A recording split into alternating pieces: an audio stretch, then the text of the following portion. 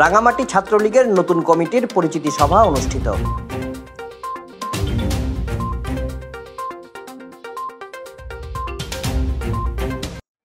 রাঙামাটি জেলা ছাত্রলীগের নবগঠিত আংশিক কমিটির মতবিনিময় ও পরিচিতি সভা অনুষ্ঠিত হয়েছে। বুধবার বিকেলে জেলা আওয়ামী লীগের দলীয় কার্যালয়ে আয়োজিত অনুষ্ঠানে প্রধান অতিথি হিসেবে উপস্থিত ছিলেন বন, পরিবেশ ও জলবায়ু পরিবর্তন মন্ত্রণালয় সম্পর্কিত সংসদীয় স্থায়ী কমিটির সভাপতি ও জেলা আওয়ামী লীগের সভাপতি দীপঙ্কর তালুকদার এমপি।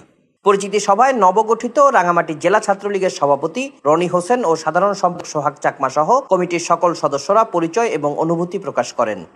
সভায় প্রধান অতিথির বক্তব্যে দীপঙ্কর তালুকদার এমপি বলেন, ছাত্রলীগ প্রতিটি শিক্ষা প্রতিষ্ঠানের ছাত্রছাত্রীদের জন্য কাজ করবে, মাদক নির্মূলে ক্যাম্পেইন করবে, বাল্যবিবাহ প্রতিরোধে কাজ করবে, মেধা ও তথ্য প্রযুক্তির ব্যবহার করে স্মার্ট বাংলাদেশ গঠন ও বেকার সমস্যা দূরীকরণে কাজ করবে। আগামীতে এমন ছাত্রলীগ গঠন করতে হবে যারা পদ পদবি ব্যবহার করে কোনো দুর্নীতি বা চাঁদাবাজির সাথে জড়িত হবে না। লাখো শহীদের রক্তের বিনিময়ে অর্জিত বাংলাদেশের সুনাম অক্ষুণ্ণ রাখবে।